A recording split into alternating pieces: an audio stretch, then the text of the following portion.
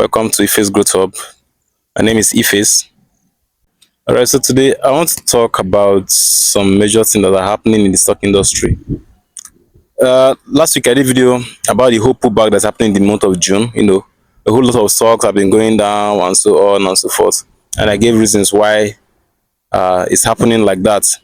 Well, so this week I want to tell you about three different industries you should look out for during the recovery. We know that there will be recovery, right? We don't know when, but we know surely this year there will be recovery. It will start recovering, and those people that are able to position themselves early will be the ones to gain the market.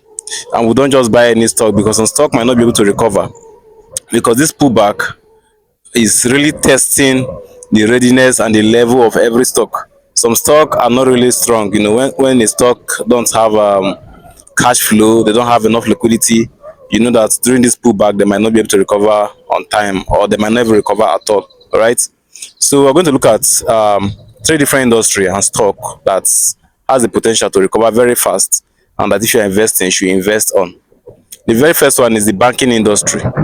We all know the banking industry has experienced a stable and steady growth over time, and it's one of the industry that you can bet on at any time.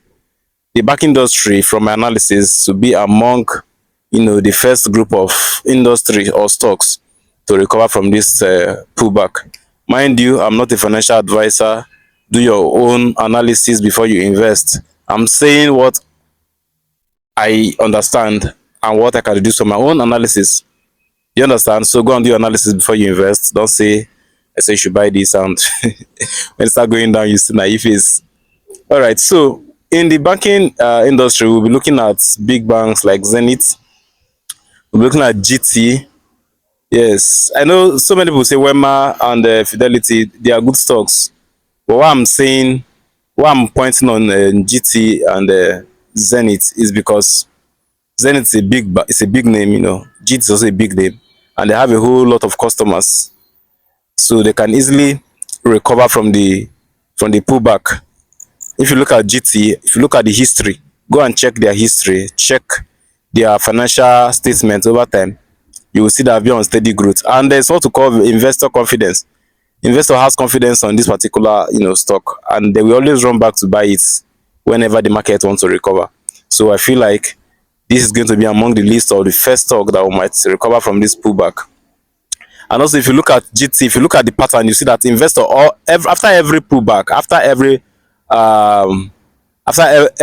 market correction, GT Bank has always recovered.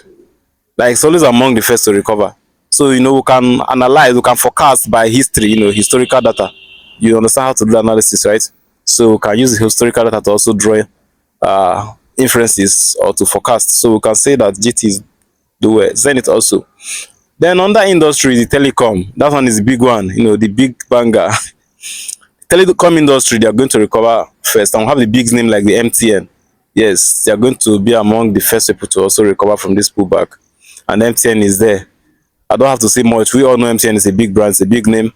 They have the customer base, they have everything that you can think of. So automatically they are going to recover. And if you look at, we are entering into election season, and we know a whole lot of things will be happening that we need connectivity, internet connection, that we need these people. So they will be in business, they will be selling. There are customers, and when you are doing analysis, when you look at the industrial trend, you look at if it's growing or if it is declining. And we know the telecom industry is growing, and MTN is at the forefront, is leading that industry. So the least you expect is for them not to recover. In fact, there's no way they want to recover. They are going to recover. They are going to be just watch out for them. You see. Then also, I think the MTN for the telecom industry, I don't want to say much. That is the one I have more confidence on. Airtel is doing well anyway. Yeah. Then the last one here is industrial goods. Industrial goods like Dangote Cement, Boa Foods or Boa Cement. They are going to also be in the forefront. When you look at all these industrial goods, they are needed for everyday, should I say, production. For cement, for example, now you are building house, you need cement. You are constructing road, you need cement. You are building bridges, you need cement. You are doing anything construction, infrastructure, you need cement. And Dangote Cement, Boa Cement, they are the one producing the cement that will be used to do this thing. So automatically, it's normal that you expect that they will be in business. So they'll keep selling and they'll keep making profit. Automatically, they are going to recover from the pullback very fast. They're going to be in the front line of, companies that will recover from this pullback. Dangote Cement, for example, has a whole lot of cost, uh, should I say, investors' confidence. People have always been investing in Dangote Cement and it has been doing well. It has been paying dividend. So people have every reason to trust them. So people will still run back to invest in this particular stock.